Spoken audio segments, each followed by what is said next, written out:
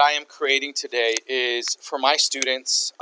One of the things that I've noticed is that when I assign Khan Academy assignments, the Khan Academy assignments are wonderful.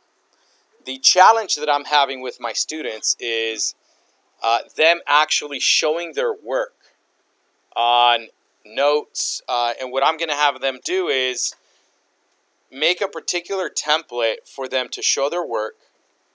This is for us in Unit 4. We're roughly about Lesson 5.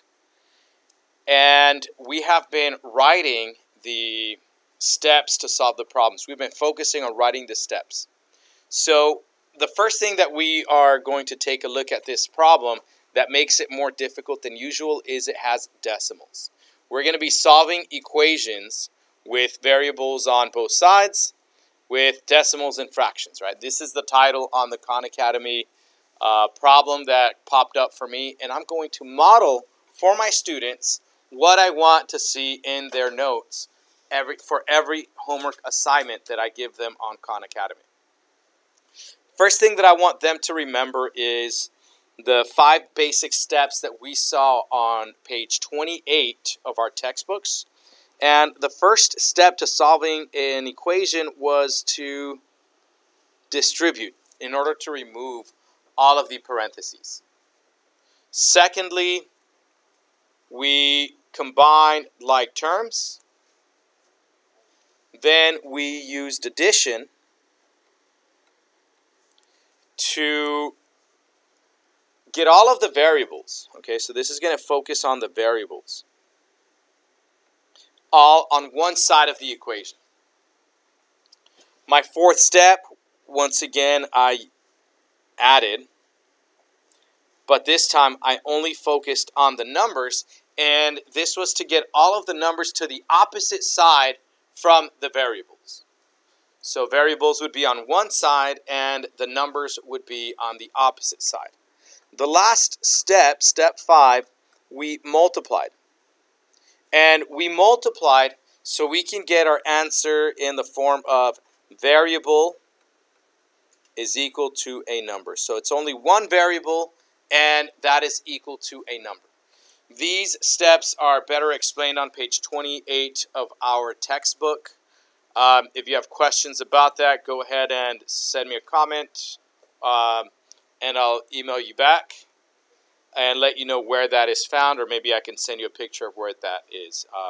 And this comes from page 28, curriculum that is online, and it's free, available to anybody. So the first step, like we said, is the distributive property. I do not see any parentheses.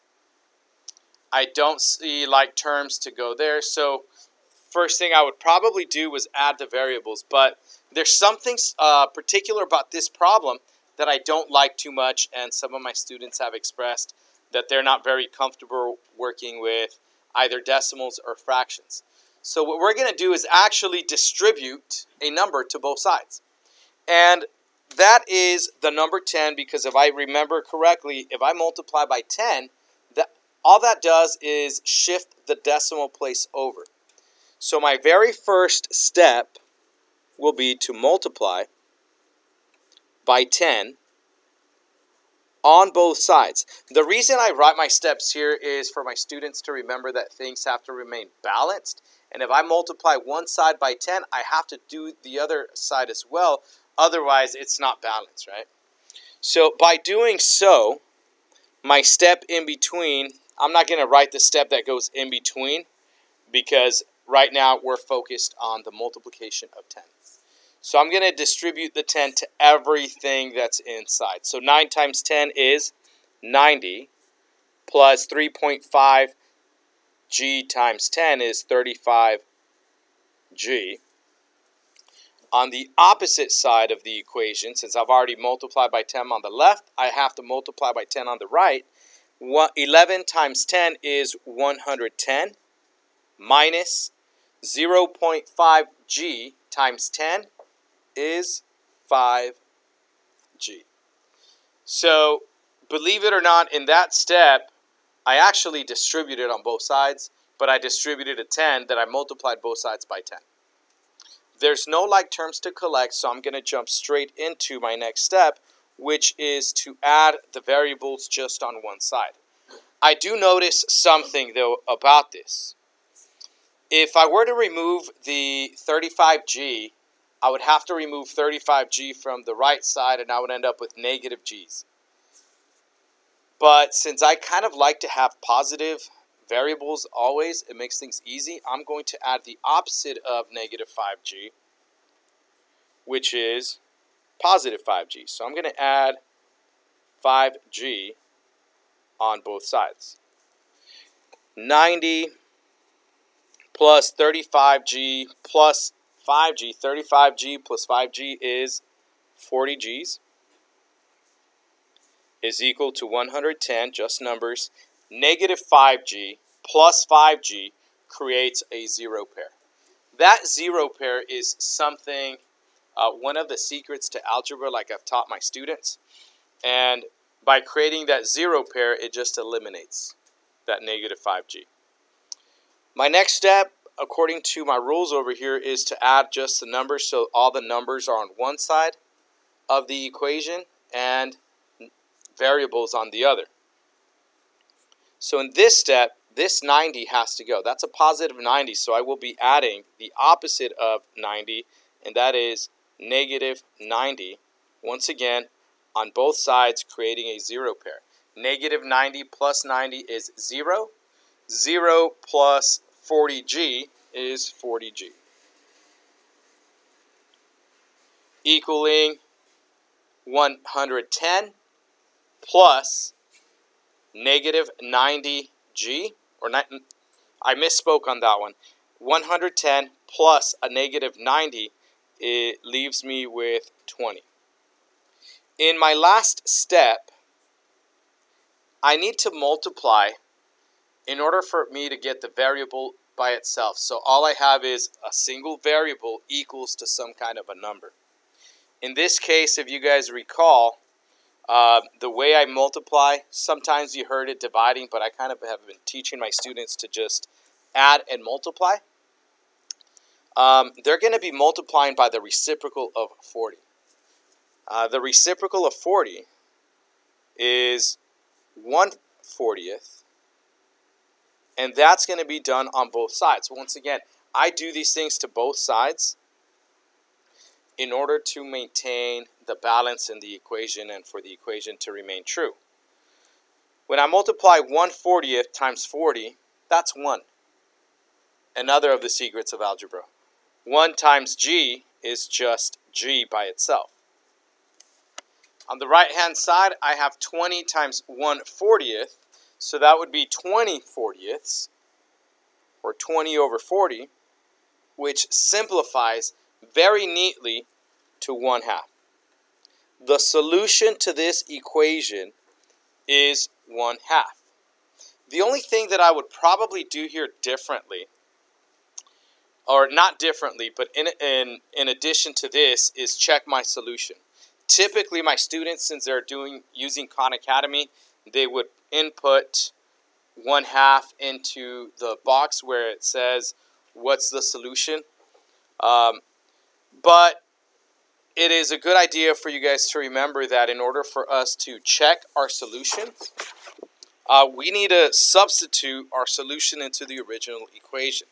So let's go ahead and just for this problem, my students, please write this as well. So we're going to check by substituting solution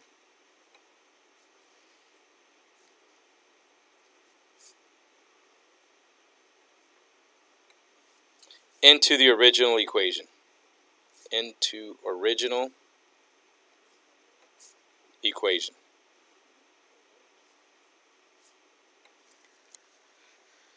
What I will do is I will write the original equation, which is 9 plus 3.5g is equal to 11 minus 0.5g. Now the substitution, I know that 1/2 is also known as 3.5, but I'm going to be very honest with you guys. The easiest thing to do is to use fractions. I'm going to cheat a little bit since I know fractions pretty well, or the conversion, and I'm going to rewrite this as 9 plus 3.5. Twice of that is 7. So 7 halves g is equal to 11 minus, I know 0.5 is 1 half g. This equation is the same. The top one is written as decimals. The bottom one is fractions. Once again, fractions are so much easier to work with. I know a lot of times students tend to be afraid of working with fractions, but believe it or not, they're so much easier to work with.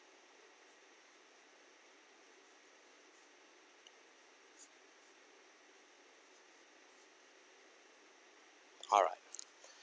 Now, from here on, I'm going to go ahead and just focus on one side first and then the other, which is pretty simple. I will be using the order of operations. Remember, you multiply before you add. So 7 times 1 is 7. 2 times 2 is 4, plus 9. 7/4 is 1 3/4, or yeah, we'll just write that as 1 3/4. 9 plus 1 3/4 is 10 3/4. Now I'm going to focus on the right-hand side. If I have done my work correctly, everything should be adding up correctly. I will take 11, and then I have 1 times 1 is 1. 2 times 2 is 4. And I'm subtracting. Well, 11 minus 1/4 is 10. And 3/4. If you notice, 10 3/4 is equal to 10 3/4. This tells me that my solution is balanced, or both sides of that equation are balanced, and my solution is true. So remember, since both sides are balanced, the solution is true.